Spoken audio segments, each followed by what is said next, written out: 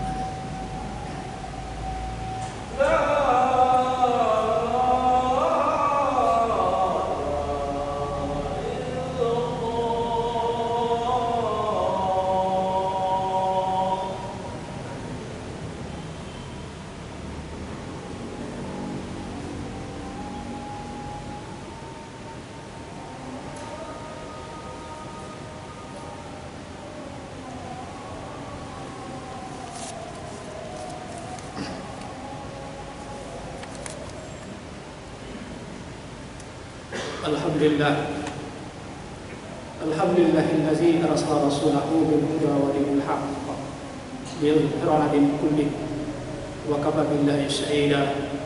Asyhadu an la ilaha illallah wahdahu la syarika lah wa asyhadu anna Muhammadan 'abduhu wa rasuluh. Allahumma shalli 'ala Muhammad wa 'ala azwajihi wa dzurriyyatihi kama shallaita 'ala Ibrahim wa barik 'ala Muhammad wa ala azwajihi wa dzurriyyatihi kama barakta ala ali Ibrahim innaka Hamidum Majid. Ayuhan nas ittaqullaha haqqa tuqatih wa la tamutunna illa wa antum muslimun. Ya ayyuhallazina amanu ittaqullaha wa qulu qawlan sadida yuslih lakum a'malakum wa yaghfir lakum dzunubakum wa may yuti'illah wa rasulahu faqad faza fawzan 'azima. Hadirin jamaah salat Jumat rahimakumullah. Pertama-tama mari kita puji syukur kepada Allah SWT karena pada siang hari ini kita masih diberikan oleh Allah kesehatan kesempatan untuk hadir bersama-sama di Masjid Al-Furqan yang kita cintai ini. Mudah-mudahan langkah kita, amal ibadah kita yang kita lakukan dan yang akan kita lakukan selalu mendapat ridho Allah Subhanahu wa taala. Dan tak lupa kita haturkan selawat beri salam kepada Nabi kita Rasul Muhammad sallallahu alaihi wasallam, kepada keluarga, sahabat, dan pengikut yang setia hingga zaman. Dan mudah-mudahan kita yang hadir pada siang hari ini termasuk orang yang nanti mendapat syafaatnya nanti di yaumil qiyamah. Hadirin rahimakumullah. Pada khutbah yang singkat ini, khatib akan menyampaikan tentang, masih berkisah tentang Maulid Nabi dan soal adab. Adab atau etika, jadi pada dasarnya adalah makna keadilan. Jadi keadilan itu adalah menempatkan satu pada satu yang wajar. Kalau ada orang tua disejajarkan dengan orang muda dalam pemanggilannya, maka itu disebut dengan tidak beradab atau tidak beretika. Begitu pula sebaliknya, kalau orang muda dipanggil disamakan dengan orang tua, maka itu juga tidak beretika atau tidak beradab. Begitu pula dengan kalau berkaitan dengan Maulid Nabi SAW, kalau kita lihat banyak sekali para khatib atau mubaligh atau para dai dalam menyampaikan ini, dalam melebihkan atau mengurangi terhadap kekaguman apa yang disampaikan kepada Nabi Muhammad SAW. Kekaguman itu adalah sehingga dia melebihkan sesuatu yang seharusnya tidak ada, kemudian diada-adakan, kemudian sesuatu yang dilebih-lebihkan. Maka ini dikatakan dalam adab atau etika. Hadirin rahimakumullah. Kalau kita lihat Syekh Al-Azhar Abdul Halim Mahmud, beliau mengatakan bahwa kalau dalam ukurnya adalah masalah adab etika tadi adalah pemanggilan antara yang muda dengan yang tua sejajar atau sebaliknya pemanggilan itu, maka itu tidak beradab. Berapa banyak umat Islam dalam perayaan Maulid ini banyak yang tidak beradab. Tidak beradab dalam artian bahwa melebihkan sesuatu yang dilebih-lebihkan, sehingga Nabi Muhammad SAW itu dianggap bukan lagi sebagai manusia biasa dari fisik, kemudian dari raga dan lain-lainnya, tapi menunjukkan bahwa Nabi Muhammad SAW itu adalah bukan sosok lagi sebagai manusia biasa, tetapi adalah sosok manusia yang istimewa. Memang dalam Islam kita diajarkan oleh Allah dalam Al-Quran untuk memanggil Nabi Muhammad SAW itu adalah Allah menjatuhkan. Kalau kita lihat dalam Quran surah An-Nur ayat 3 dijelaskan, a'udzubillahi minasyaitonir rajim, bismillahirrahmanirrahim, la taj'alu du'a ar-rasul bainakum ka du'ai ba'dikum ba'da. Janganlah kamu jadikan panggilan Rasul Muhammad di antara kamu seperti panggilan sebagian kamu kepada sebagian yang lain. Hadirin rahimakumullah. Di dalam ayat ini Allah mengajarkan kepada kita umat Islam bahwa dalam memanggil Nabi Muhammad SAW itu adalah ada panggilan-panggilan yang dengan penghormatan. Allah memanggil Rasul Nabi Muhammad SAW itu panggilan dengan wahai Nabi, wahai Rasul. Hanya satu ayat dalam Al-Quran yang menjelaskan bahwa wahai Muhammad dengan nama Muhammad. Dan hampir sebagian besar dalam ayat Al-Quran memanggil bahwa Allah memanggil Nabi Muhammad SAW dengan wahai Rasul, wahai Nabi. Nah, ini mengajarkan kepada kita bahwa ini adalah etika, itu adab. Tetapi kekaguman kita kepada Nabi Muhammad SAW itu kadang-kadang itu membuat kita jadi tidak adil. Nah, inilah yang menurut Syekh Al-Azhar Abdul Halim Mahmud, beliau katakan sewaktu Nabi Muhammad SAW lahir, pada saat itu banyak ibu-ibu yang melahirkan. Kemudian Nabi Muhammad lahir dalam keadaan khitan. Kemudian api yang tidak pernah padam kemudian padam pada saat itu, dan banyak lagi keajaiban-keajaiban lain diceritakan oleh para khatib maupun oleh para mubaligh dalam menyampaikan ini. Nah, ini menurut Syekh Al-Azhar dia mengatakan bahwa ini kita tidak adil dan kurang jernih dalam berpikir. Mengapa? Karena yang ditonjolkan adalah sosok Nabi Muhammad SAW yang bukan seperti manusia biasa, tapi dia adalah manusia istimewa yang di luar kita lihat sesuatu yang seperti melebihi dari sesuatu yang lain. Dan ini juga ada kaitannya dengan bagaimana Nabi Muhammad SAW pada saat ada sahabat Rasulullah SAW, kemudian Nabi Muhammad SAW datang, kemudian para sahabat berdiri, kemudian Nabi Muhammad menegur para sahabatnya untuk tetap duduk di tempatnya masing-masing. Itu menandakan bahwa Nabi Muhammad SAW mengajarkan kepada kita bahwa yang sedikit itu adalah menghormati yang banyak, yang sedikit memberi salam kepada yang banyak, bukan yang banyak menghormati yang sedikit. Dan ini kalau kita lihat contoh di sekolah-sekolah kita, bagaimana anak-anak menghormati gurunya, dan ini juga masalah adab etika. Tetapi sebenarnya adalah dalam Islam adalah yang sedikit adalah menghormati yang banyak, yang berjalan menghormati yang duduk, kemudian berkendaraan yang menghormati yang berjalan, dan begitu seterusnya dalam Islam diajarkan kepada kita. Hadirin rahimakumullah, terkait dengan pengagungan, bagaimana kekaguman kita kepada Nabi Muhammad SAW itu adalah bahwa Nabi Muhammad SAW diutus itu adalah untuk apa? Untuk mencerdaskan, untuk mengeluarkan manusia dari kezaliman, dari kegelapan. Nah, kegelapan itu memang dijelaskan dalam Al-Quran. Ila zulmati ila nur, jelaskan seperti itu. Tetapi sebenarnya masyarakat Arab, kalau kita mengatakan bahwa masyarakat Arab adalah masyarakat jahiliyah yang bodoh semua, itu juga tidak jernih dalam berpikirnya seperti itu. Oleh karena itu, jadi kalau ada tradisi-tradisi dalam negara Arab pada saat itu adalah jahiliyah. Kalau kita lihat bahwa ada yang membunuh anak hidup-hidup, kita lihat Umar bin Khattab, anak perempuan yang buang air kecil di lapangan, kemudian Umar bin Khattab karena malu kemudian menahan anaknya hidup-hidup. Dan ini bukan sebagai contoh bahwa Arab pra-Islam atau zaman jahiliyah itu adalah orang Arab, bukan berarti jahiliyah semua. Dan ada berapa 3 suku saja yang menjelaskan yang berperilaku jahiliyah seperti itu. Tapi ada suku-suku lain juga yang masih beradab, beretika. Hadirin rahimakumullah, sama seperti masyarakat Prancis yang beda kebiasaan. Kalau dilihat itu masyarakatnya bodoh. Apakah itu adalah kita pukul rata bahwa itu adalah masyarakat Prancis dan lain-lain? Juga tidak. Nah, begitu pula dengan masyarakat di Timur Tengah, terutama Arab pra-Islam datang, itu udah kita menjelaskan bahwa tidak semuanya adalah jahiliyah dalam artian berperilaku yang seperti yang dijelaskan oleh para khatib atau para mubaligh yang sering kita dengar. Hadirin rahimakumullah. Nah, terkait dengan pengagungan Nabi Muhammad SAW, memang kita dianjurkan untuk kagum dan kita hormati Nabi Muhammad. Tetapi kaguman kita itu adalah dan tidak membuat Nabi Muhammad SAW itu berubah menjadi Tuhan. Beda kalau agama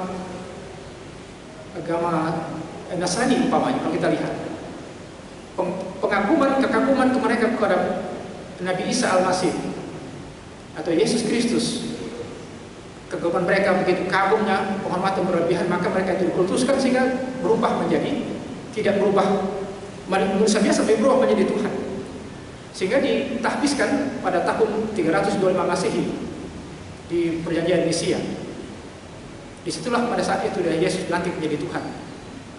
Kemudian pada Konsili Trente itu juga ditahbiskan ada 2 pribadi Yesus, Nabi Isa AS, yaitu pribadi sebagai Tuhan 100% manusia, 100% Tuhan dan 100% manusia. Nabi Muhammad SAW itu adalah mengajarkan kepada kita, janganlah kalian mengkultuskan aku berlebihan seperti kalian mengkultuskan seperti Isa bin Maryam itu. Nah, Isa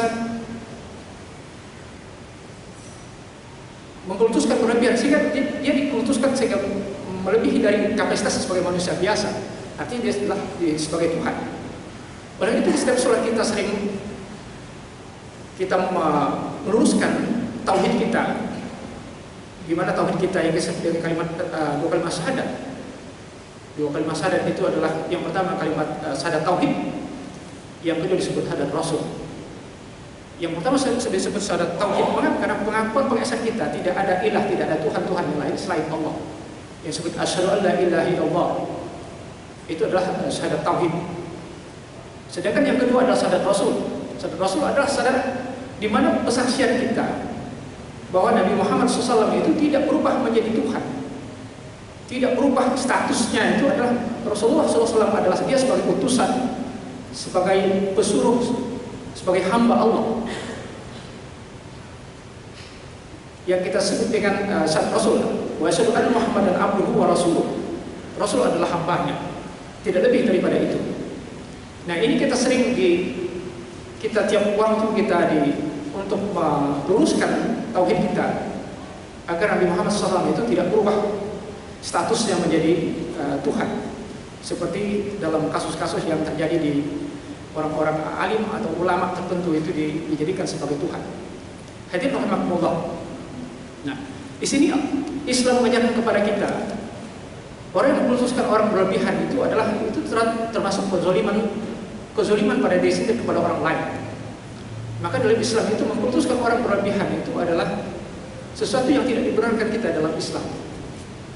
Maka salah satu tradisi di Muhammadiyah, mengapa tradisi tidak mengkhususkan berlebihan? Dulu foto Kiai Ahmad Dahlan itu tidak boleh ditempel di dinding, dipajang di dinding, karena dikhawatirkan adalah masyarakatnya atau jamaahnya adalah mengkultuskan Kiai Ahmad Dahlan itu. Tetapi karena imannya sudah mantap dan kuat sebagainya, maka sekarang jadi ada fatwa mustahil bahwa itu tidak jadi masalah. Sehingga kalau kita lihat juga tradisi dalam ziarah atau takziah sebagai ziarah kubur, pada hari ini kita lihat tidak berlebihan dalam ziarah itu. Tujuannya adalah untuk menjaga tauhid, keimanan kita kepada Allah SWT. Dan inilah yang diajarkan kepada kita, bahwa jangan sampai pengkhususan berlebihan itu adalah mengibatkan kita jadi berubah kita atau arah atau tauhid persaksian kita yang tadinya hanya kepada Allah, tadi berubah kepada manusia yang kita putuskan atau kita sanjung yang berlebihan. Hadirin rahimakumullah. Tradisi-tradisi yang di masyarakat kita, seperti Al-Barzanji, dijelaskan bahwa ada kalimat-kalimat yang menjelaskan bahwa ada menyamakan Rasulullah dengan Tuhan, dengan Allah. Karena Nabi Muhammad SAW itu dalam salah satu syair dalam Al-Barzanji itulah Nabi Muhammad dikatakan nur ala nur, cahaya di atas cahaya. Padahal cahaya di atas cahaya adalah nur ala nur, ini itu adalah Allah Subhanahu wa taala. Jadi kalimat ini barangkali yang perlu kita evaluasi. Mohon maaf bagi yang membaca Barzanji yang tradisi-tradisi ini, perlu kita evaluasi kalimat ini, dan nur ala nur, menyamakan Nabi Muhammad. Nur itu cahaya di atas cahaya. Saking mengkultuskan Nabi Muhammad SAW itu sampai kedudukan Nabi Muhammad SAW itu adalah sejajar dengan Allah Subhanahu wa taala. Walaupun dalam tradisi di masyarakat Islam Muslim kita lihat bahwa Barzanji itu adalah kadang-kadang yang mengucapkan juga tidak mengerti apa yang diucapkan, sehingga apa yang diucapkan ya begitu saja. Tapi kalau kita renungkan makna atau arti dari apa yang kita baca, sebenarnya itu tidak mengarah kepada kita pada akhirnya sudah menyamakan Rasulullah SAW itu dengan Allah Subhanahu wa taala. Dan inilah yang harus kita evaluasi dalam menyikapi perayaan Maulid Nabi Muhammad SAW, kemudian juga dalam etika atau adab, sehingga jadi tidak berlebihan sehingga jadi berubah status Muhammad itu menjadi Tuhan. Hadirin rahimakumullah. Demikian khutbah yang singkat ini. Mudah-mudahan kita yang hadir ini selalu istiqomah dalam menegakkan, dalam melanjutkan syiar Islam itu, dinul Islam yang diajarkan oleh Nabi Muhammad SAW. Dan mudah kita yang hadir juga ini adalah orang-orang yang termasuk orang yang berbahagia baik di dunia maupun di akhirat kelak. Amin ya rabbal alamin. Barakallahu li wa lakum fil Qur'anil azim. Wa nafa'ani wa iyyakum bima fihi min ayati wa dzikril hakim. Aqulu qouli hadza wa astaghfiru innahu huwal ghafurur rahim.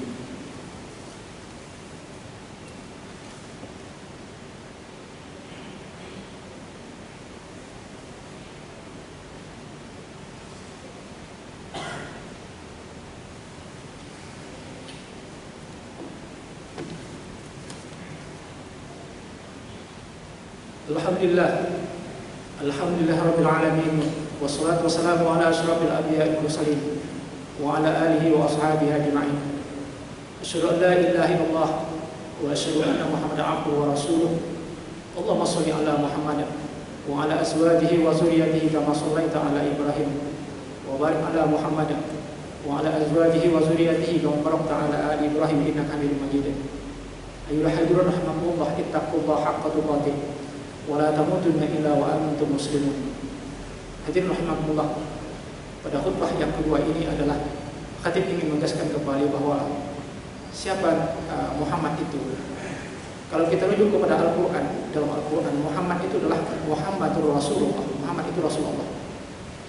Ciri-ciri dari pengikut Nabi Muhammad SAW itu dijelaskan dalam Al-Quran adalah walazina ma'hu asyiddal kufar.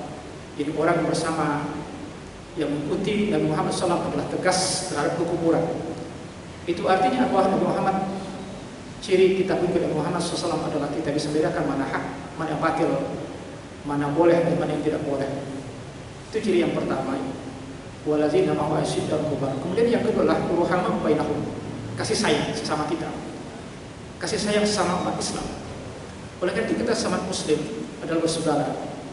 Oleh karena itu kalau ada perselisihan di antara sesama Muslim, maka kita diperintahkan untuk mendamaikan salah satu di antara keduanya.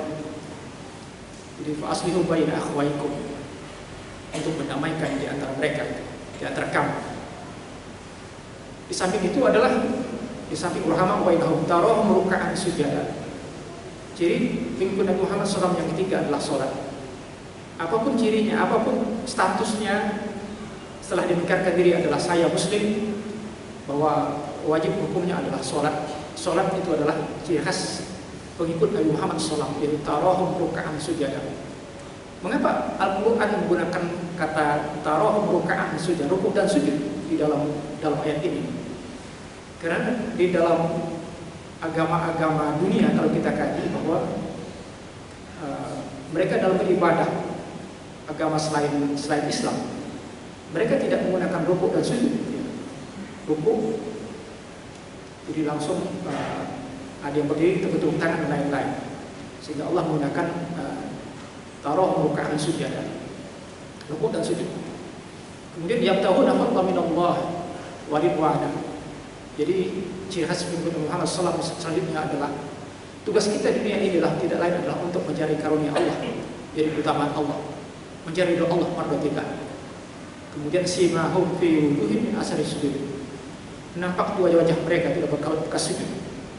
Itu artinya bahwa apa yang kita lakukan dalam kehidupan kita, dalam sholat 5 kali sehari semalam, itu seharusnya membekas dalam kehidupan kita, dalam adab, dalam etika kita, dalam bermasyarakat, interaksi sosial. Sehingga dalam sholat kita sering mengucapkan assalamualaikum warahmatullahi wabarakatuh, ke kiri dan ke kanan. Itu maksudnya adalah kita harus memberikan keselamatan, kedamaian kepada orang-orang yang sebelah kiri kita, di samping kiri kanan kita. Jadi ini menandakan bahwa Islam mengajarkan kepada kita adalah Islam adalah rahmatan lil alamin. Wa ma arsalnaka illa rahmatan lil alamin. Jadi Islam Nabi Muhammad SAW diutus itu adalah untuk rahmat seluruh alam. Bagaimana kita Nabi Muhammad SAW mengikut Nabi Muhammad SAW ini adalah kita berusaha untuk menebarkan Islam yang rahmatan lil alamin, yang sejuk, yang damai, yang membawa keharmonisan dimanapun kita berada. Hadirin rahimakumullah, untuk khutbah yang tutup ini mari kita berdoa kepada Allah SWT. Mudah-mudahan kita diberikan oleh Allah cahaya, diberikan oleh Allah petunjuk yang hak itu hak, dan kita berkekuatan untuk mengikutinya, dan yang batil itu batil kemudian diberikan oleh Allah kekuatan untuk menjauhinya. A'udzubillahi minasyaitonir rajim. Bismillahirrahmanirrahim. Allahumma shalli ala Muhammad wa ala alihi wa ashabihi ajma'in. Allahumma ighfir lil muslimin wal muslimat wal mu'minin wal mu'minat al ahya'i minhum wal amwat bi rahmatika ya arhamar rahimin. Allahumma arina al-haqqa haqqan warzuqna ittiba'ahu wa arina al-batila batilan warzuqna ijtinabah. Rabbana atmim lana nurana waghfir lana innaka ala kulli syai'in qadir. Rabbana ighfir lana wa li ikhwanina sabaquna bil iman wa la taj'al fi qulubina ghillan lil ladzina amanu rabbana innaka ra'ufur rahim. Allahumma inna nas'aluka al-huda wa at-tuqa wal 'afafa wal ghina. Allahumma nas'aluka ridha wal jannah wa na'udzubika min sakhatika wan nar. ربنا هب لنا من أزواجنا وذريتنا قرة أعين واجعلنا للمتقين إماما اللهم اغفر لنا ذنوبنا والدينا وارحمنا كما ربيانا صغيرا جميع المؤمنين والمؤمنات والمسلمين والمسلمات الأحياء منهم والأموات برحمتك يا أرحم الراحمين ربنا آتنا في الدنيا حسنة وفي الآخرة حسنة وقنا عذاب النار والحمد لله رب العالمين في الصلاة